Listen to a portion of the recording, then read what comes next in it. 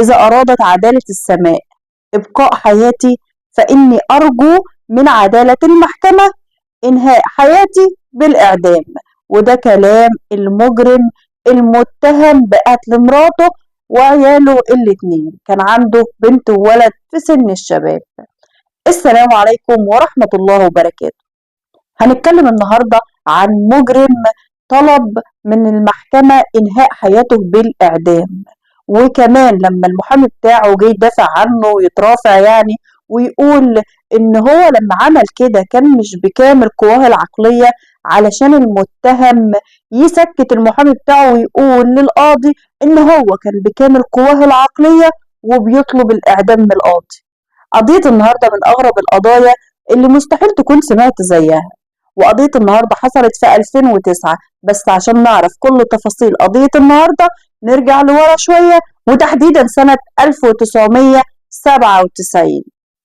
المهندس شريف جمال الدين عنده ولد وبنت، وعنده مكتبه الخاص لهندسة وبرمجة الكمبيوتر، ومراته بقى كانت زميلته من زمان، وكان بينهم قصة حب طويلة مش من أيام حتى الجامعة بس، لأ ده كمان من قبل الجامعة، وده بسبب العلاقة القوية بين والدها ووالد البشمهندس شريف.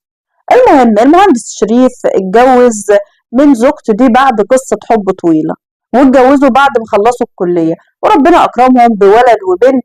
والمهندس شريف كان كويس جدا مع عيلته، مع زوجته ومع أولاده، كان أب مثالي عمره ما مد إيده على حد من أولاده، وكمان كان كويس جدا مع زوجته وكان بيحبها جدا. والدليل على كده أقول لكم حاجة بسيطة. العربية بتاعت المهندس شريف كانت موديل 1995، وفضلت معاه لحد ما توفى. أما بقى عربية زوجته فكان بيغيرها كل سنة، بيجيب لها عربية موديل السنة. وبالنسبة لأولاده كانوا في سن الشباب، وكانوا الاتنين راكبين عربيات. كانت حياته الزوجية مستقرة جدا، وكمان كان مستقر جدا في حياته العملية، لأن كان عنده مكتبه الخاص لهندسة وبرمجة الكمبيوتر، وكان شغال مع شركات ومصانع كبيرة. يعني المهندس شريف كان مستواه المادي كويس جدا. بس في يوم من الأيام قابل زميله في الشغل اللي اسمه أحمد صالح، وزميله ده كان زميله فاتح مكتب زيه بالظبط لهندسة وبرمجة الكمبيوتر، بس زميله أحمد صالح كان ليه شغل تاني خاص، والشغل ده كان خاص بالمضاربة في البورصة.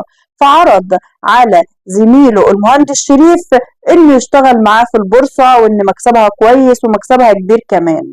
بس المهندس شريف كان خايف وقلقان، فزميله أحمد صالح قال له إن هو ما يقلقش، وإن هو هيقف معاه وهيقف جنبه يعني، وهيفهمه كل حاجة. واحمد صالح قال للمهندس شريف كمان ان هو لو كان خايف ان هو يشتغل بمبلغ كبير يعني، فيشتغل الاول بمبلغ صغير يجرب فيه، وبعد كده يبقى يكبر براحته. المهم اقتنع المهندس شريف بكلام زميله احمد صالح، وبدأ فعلا يشتري اسهم في البورصة. طبعا كان بيشتريها وبيعتمد على اراء مين في الاول وفي الاخر؟ اراء زميله احمد صالح.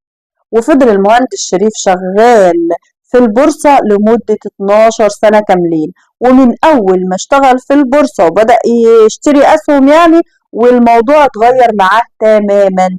هو كان مستواه المادي كويس وجدا كمان، بس الموضوع اختلف معاه تماما، بقى غني جدا جدا، وكل سنة بالنسبة له كانت بتبقى أفضل من السنة اللي قبلها.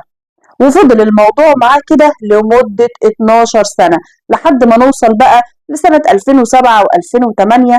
كان في الوقت ده بداية الأزمة العقارية الأمريكية، والعالم كله اتأثر بالأزمة دي، وكمان البورصة بدأت تقع. والمهندس شريف بقى ما كانش بيشتغل بحذر زي الأول، لأ ده كان حاطط معظم فلوسه في البورصة. فكان طبعا مستني زميله أحمد صالح يجيله، لأن أحمد صالح في كل سنة كان بيجي للمهندس شريف وبيديله مكسبه وأرباحه خلال السنة. فقعد مستني المهندس شريف زميله أحمد صالح، بس أحمد صالح ما جاش. حاول يتواصل معاه شهر اتنين تلاتة لحد ما نوصل لسنة 2009، لما عرف وتأكد المهندس شريف إنه خسر كل فلوسه في البورصة. والمهندس شريف ما كانش معرف ولا مراته ولا ولاده بأي حاجة عن موضوع خسارته لفلوسه في البورصة.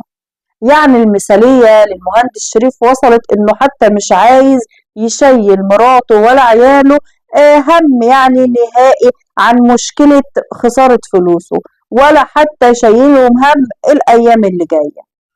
فجه في ليلة بالليل المهندس شريف كان عنده أرق وما نامش، وفي الوقت ده مراته وأولاده كانوا نايمين. المهم المهندس شريف الساعة 2 بالليل بالظبط راح على دولاب العدة بتاعته وجاب منه بلطة، وجاب كمان في ايده التانية قطر، ودخل على أوضة النوم اللي فيها ابنه، وضرب ابنه ضربتين بالبلطة على دماغه لحد ما أنهى حياة ابنه في وقتها.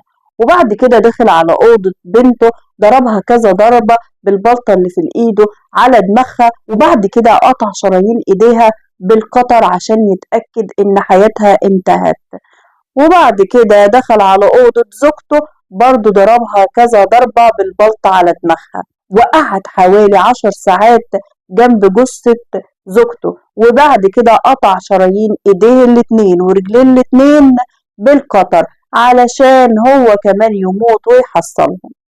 واللي اكتشف بقى الموضوع ده اخو مراته، لان اخو مراته قعد يرن على ارقام تليفوناتهم كلهم، ارقام تليفون المهندس شريف وارقام تليفون اخته وكمان عيال اخته، بس ما كانش حد بيرد نهائي. فقلق عليهم فراح لهم الشقة عشان يطمن عليهم، قعد يخبط كتير بس محدش رد. فبمساعدة الجيران طبعا قدر يكسر باب الشقة بتاع مهندس شريف عشان يدخل الأخ وكمان كل الجيران اللي كانوا حواليه ويتفاجئوا بالمنظر المرعب اللي شافوه. الأخ طبعا شاف أخته وكمان عيالها الاتنين متوفيين. أما بقى المهندس شريف فكانت الحالة بتاعته حرجة جدا، بس اتصلوا طبعا بالإسعاف جت وخدت المهندس شريف على المستشفى. وفي الوقت طبعا ده حد من الجيران بلغ الشرطة، فالشرطة جت عشان تعاين مسرح الجريمة، وحولت طبعا الشرطة جثة الزوجة والأبناء الاتنين للطب الشرعي. ومعاينة مسرح الجريمة اللي هي الشقة بقى لما شافوا البصمات اللي موجودة على البلطة وكمان القطر، عرفوا إن الأب اللي هو المهندس شريف هو اللي عمل كده في زوجته وفي عياله الاتنين. ويبدأ بقى التحقيق مع كل الجيران والأهل عشان الكل يشهد لهم إن هم فعلا أسرة مثالية، والمهندس شريف كان بيحب مراته وبيحب ولاده جدا، ومستحيل يعمل فيهم أي حاجة وحشة ولا يضرهم. وكمان اخوات الزوجة الاتنين شهدوا ان المهندس شريف كان بيعامل اختهم كويس جدا، وان اكيد في حاجة غلط يعني، ومستحيل المهندس شريف يعمل كده في اختهم ولا حتى في اولاده. المهم المهندس شريف كانت حالته حرجة جدا، بس لما راح المستشفى بعد 4 أيام قدرت الشرطة تحقق معاه لأن حالته الصحية اتحسنت. فلما بدأوا يحققوا معاه اعترف وقال كل حاجة بالتفصيل، عشان الضابط الشرطة اللي بيحقق معاه يقول له طب انت ليه عملت كده في زوجتك وعملت كده في أولادك، في مشكلة ما بينك وما بين زوجتك أو بينك وبين حد من أولادك، عشان يقول لهم لأ، وإن هو بيحب زوجته جدا وبيحب أولاده جدا، وهو مش عارف اصلا هو عمل كده ليه، ولا ايه القوة اللي خلته اصلا يقدر يعمل كده في زوجته واولاده، ده عمره ما مد ايده عليهم. وكل اللي قاله المهندس شريف ان هو ممكن يكون عمل كده في اولاده وفي مراته لانه كان خايف من اللي هيحصل لهم في المستقبل بعد ما خسر كل فلوسه. كان خايف ان هم يعيشوا مستوى المادي قليل، مش عارف اولاده وزوجته هيعيشوا في الوضع ده ازاي لانهم متعودين على الرفاهية يعني. فده كلام المهندس شريف، وده كان مبرره لقتله لزوجته واولاده الاتنين. وفي أول جلسة في المحاكمة مع المهندس شريف، المحامي بتاع المهندس شريف يبدأ يدافع عن المهندس شريف وعاوز يوضح للمحكمة يعني إن المهندس شريف عمل كده بسبب ظروفه النفسية وقتها، فكان مش في وعيه ومش في طبيعته يعني، وده السبب اللي خلاه يعمل كده في مراته وفي أولاده، علشان المهندس شريف ما يديش فرصة للمحامي بتاعه إنه يكمل المرافعة. ويبدأ يقول المهندس شريف للمحكمة إن هو كان في كامل قواه العقلية وكان طبيعي جدا، بس هو مش عارف هو عمل كده ليه في زوجته وأولاده، بس هو عمل كده فيهم وهو بكامل قواه العقلية.